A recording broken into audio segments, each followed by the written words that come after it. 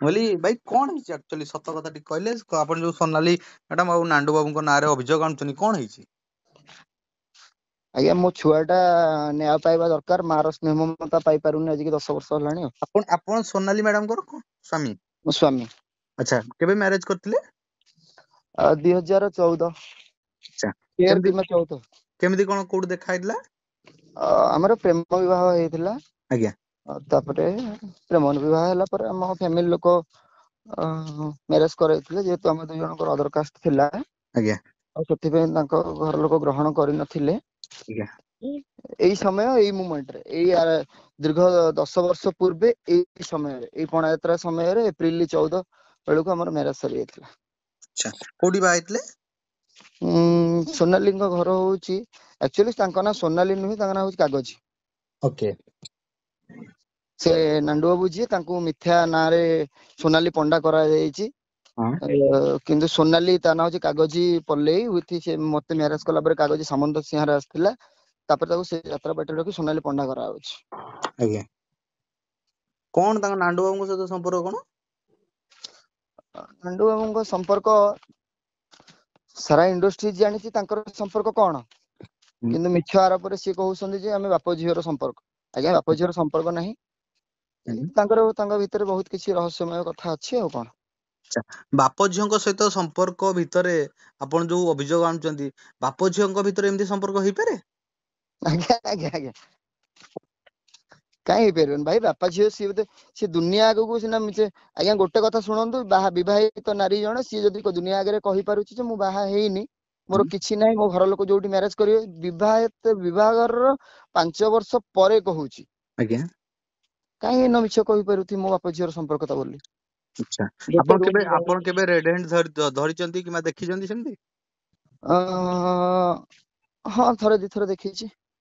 अच्छा को माने यात्रा पेंडाल उपरे किबा तळे किबा होटल रे कोठी होटल रे अच्छा हां असंजत अवस्था रे ना ना असंजत अवस्था रे नहीं मु बाहर को आसी जाए से माने भीतर रह जांती। अच्छा अच्छा से समय मते हत्या करिवार धमक दिया जाए जेतु मु तांको फैक्ट्री चाकरी करथिली कोन मु खोली मु मैनेजर थिली मैनेजर थिले अच्छा सेते बेले मैडम कोन कहउतले सी हीरोइन रो माने हीरोइन होबा पई से जाइथिला माने छोट छोट सीन करूथिला से हीरोइन रो अच्छा थर्ड फोर हीरोइन थिला ओके तो केबे तांको ऊपर संपर्क तांकर गडी उठला नांडो बाबू सहित कोन छंती यात्रा जते बेले यात्रा पार्टी शिवलंका हातुरु सी निज हाथ को आनिले ये गुंडागिरी दादागिरी करके तांका हाथ छड़े आनी संदी जेते शिवलंका वर्तमान से यात्रा पार्टी फेरिबा पई चाहूची किंतु ये ताको फेरै दउ नाहंती बहुत गुंडागिरी और बहुत दादागिरी करे मते कोए मोर ये संपर्क अछि ता तले संपर्क अछि मु जहा चाहेबी सेया करे मु ओडिसा रे मु जहा कहबी जो टोका अछंदी मोर सबुडी टोका अछंदी मते मो पुओ को मते मारिया पई भी हत्या करिया पई मो पापा को भी पुओ केते वर्षर 10 वर्ष अच्छा आज्ञा पुओ 10 वर्षर आपण विवाहित स्वामी छाड़ी की स्त्री कोन एमती पाइला जे नांडू बाबू पाखु गला धन पाइला केवल धन पाइ त आज आगे मन बिक्री हे होची धन पाइची मन बिक्री देइची कोन अच्छा ने जने चरित्र जने यात्रार भल चरित्र रे कलाकारटीए से धन पाइला पई निजस्व सब बिक्री कर दब छुआ पिला आपण मन छाड़ दोची आज्ञा सी से है नहीं आजिका डेट रे भी आपण जाय कि समाज आगे पचारबे सी सेही टाइप रो जियो नुहे आज्ञा किंतु जियो केमिति परिवर्तन हैला हां आर मुख्य कारण हला त बापा मां दुई जन सोनाली रे बापा मां होसंदी मुख्य आज्ञा और सेकंड हैला सी ही लोभ धन प्रलोभन रे एई टाइप रो करिछि आपण के मैनेजर थिले तुलसी गण नाट्य रे जते बेले कहउजन नांडू बाबू पाखरे आपण कोन नांडू बाबू चिनि पार नथले ना ना ना सी मते एगोटे मोहमाया संसार पकेला परे पकेइला तू मोर भाई आ मु तोर भाई एई टाइप रो एमिति हम रामचंद्र रो संपर्कता थिला पूर्व पुरुष रु तो राम भरत हां देखिला सी ओटे रावण थिला बोली मु आगे जान नथिले जे सीता को चोरी करिया पे आस्तला बोली अच्छा केबे जानले जेते बेले मु यात्रा पार्टी रे रहिला परे मो प्रति अत्याचार करा गला मो प्रति मिछा आरोप लगेई दिया गला तापर मु जानिला भितरे मते मारिया पे योजना बोधक करा जायथिला ଆଜ୍ଞା ଇଏ ଶିରିଡି ସାଇ ଯାଇଥିଲେ, ଶିରିଡି ସାଇ ରେ ବସିକି ତାପରେ ମତେ ଯେତେବେଳେ ମୋ ମାର ଦେହ ସିରିୟସ ହେଇଥିଲା ବ୍ରହ୍ମପୁର ବଡ ମେଡିକାଲ ରେ ପଡିଥାଏ, ସେତେବେଳେ ମୁଁ ଫୋନ କଲି ଯେ ଆଜ୍ଞା ମୋ ମାର ଦେହ ଖରାପ, ତୁ ଆସିବୁ ନା ନାଇଁ, ମୋ ମା ଦେଖିବା ପାଇଁ ତତେ ଚାହୁଁଛି। ଆଜ୍ଞା ସେତେବେଳେ ସୋନାଲି ସେୟା ନଥିଲା, ସୋନାଲି କି ପ୍ରେସର କରାହଉଥିଲା ତୁ ଏହା କହ। ସେ ମତେ କହୁଥିଲା ଯେ କୋଉ ମା, କୋଉ ବାପା, କୋଉ ସ୍ୱାମୀ, କୋଉ ପୁଅ, ମୁଁ କାହାକୁ ଚିହ୍ନିନି କି ଜାଣିନି, ହଁ ଏଇ ଟାଇପ ରେ ମତେ କୁହାଯାଉଥିଲା। ଆଚ୍ଛା ବୁଝିପାରିଲେ? ଆଜ୍ଞା ୟା ଭିତରେ ମିଥ୍ୟା କିଛି ବି ନାହିଁ, ଆଜ୍ଞା। ସମ୍ପୂର୍ଣ୍ଣ ୟା ଭିତରେ 100 ରୁ ଆପଣ 100%। ଆଜ୍ଞା ଏତେ ବିଳମ୍ବରେ କାହିଁକି ସାମ୍ନାକୁ ଆସିଲେ? ଆଗରୁ କେସ୍ କିମ୍ବା ମିଡିଆ ସାମ୍ନାକୁ ଆସିନଥିଲେ? ଆଜ୍ଞା ଆମେ ଗରିବ ମୂଲ ମଜୁରିଆ ଲୋକ, ଆଜ୍ଞା ମୂଲ ଲାଗିଲେ ଆମେ ପେଟ ଆଜ୍ଞା ପୋଷୁଛୁ। ଜଣେ ମାଲିକ କୋଟିପତି, ଜଣେ ମ୍ୟାନେଜର ଆଜ୍ଞା ତାଙ୍କ ପାଖରେ ଚାକିରି କରିଛି ମାନେ ଆଜ୍ଞା ପାଖାପାଖି ଆପଣଙ୍କ ବାର୍ଷିକ ବେତନ ମୋ ହିସାବରେ ମିନିମମ୍ 10 ରୁ 15 ଲକ୍ଷ ଟଙ୍କା ଥିବ। ନା ନା ନା ଏତେ ନଥିଲା ଆଜ୍ଞା, ମୁଁ 10 ବର୍ଷ ପରେ ଚାକିରି କରିଥିଲି। ଆଜ୍ଞା ମତେ ଗୋଟେ ମୋ ମାତ୍ର 2 ମାସ ଖଣ୍ଡେ ମୁଁ ଚାକିରି କରିଥିଲି। ଆଜ୍ଞା ଚାକିରି କଲା ଭିତରେ ମତେ ସେ ମେସ ର ଇନଚାର୍ଜ କରି ରଖିଥିଲେ। ଆଜ୍ଞା ବୁଝିପାରିଲେ? ଆଜ୍ଞା ତାପରେ ମିଥ୍ୟା ସତ କଥା ଏସବୁ କରିକି ମତେ ସେଠୁ ବିଦାୟ କରିବା ପାଇଁ ଚାହିଁଲେ। ଆଜ୍ଞା। ଏଇ ଟାଇପ ର ଆଜ୍ଞା ତ କଣ। ଏବେ ସୋନାଲି ମ୍ୟାଡାମ ଆଉ ନାଣ୍ଡୁ ବାବୁଙ୍କ ସମ୍ପର୍କ କଣ?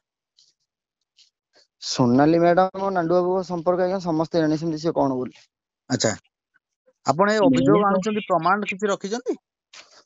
ପ୍ରମାଣ ଆଜ୍ଞା ମୁଁ କଣ ଦେବି ଆଜ୍ଞା, ଏମିତି ଯାତ୍ରା ଇଣ୍ଡଷ୍ଟ୍ରିଜ ରେ କିଛି ପୂର୍ବ ଦିନରୁ ନରି ପଣ୍ଡା ମୁହଁ ଖୋଲିଥିଲେ ବୋଲି ଆଜ୍ଞା ତାଙ୍କୁ ଯେମିତି ବାଡେଇ ଦିଆଗଲା, ଆଜ୍ଞା ଆଉ ଯୋଉ କଳା କାଚ ଭିତରେ ନଥିଲା, ଆଜ୍ଞା ସେ କଳା କାଚଟା ଆଜ୍ଞା ସତ୍ୟତା।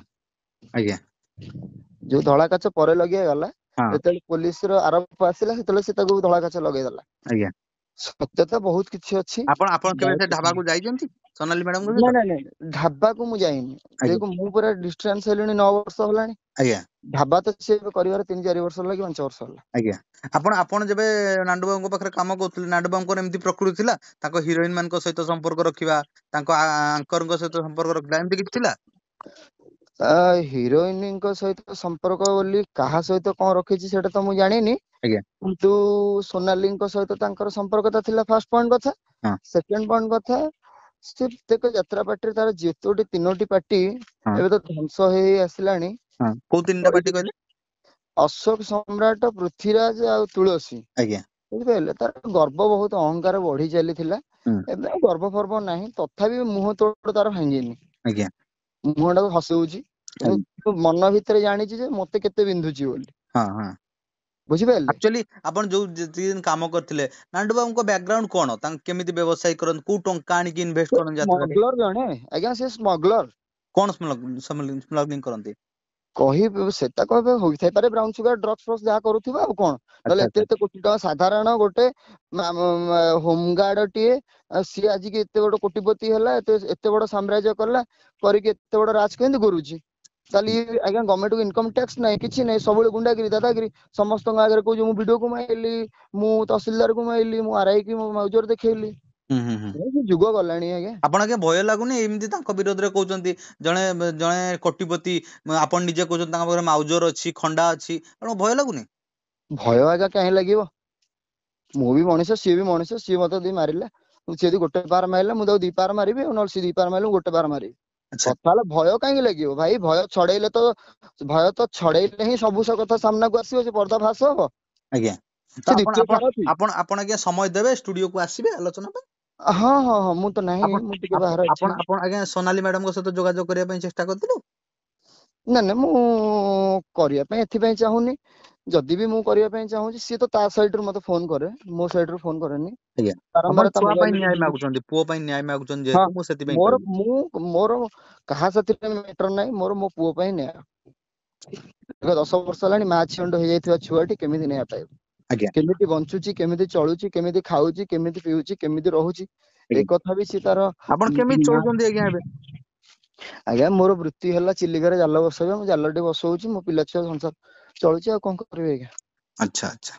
ସମ୍ପୂର୍ଣ୍ଣ ମିଥ୍ୟା। ଆପଣ ବେଟର ହବ ଝିଅକୁ ପଚାରିଦେଲେ, ଆଉ ସେ ଆମ ପାଟିରେ ଅଛି 10 ବର୍ଷ ହେଲାଣି, ଏଇଟା 10 ନୁହଁ 12 ବର୍ଷ ହେଲାଣି।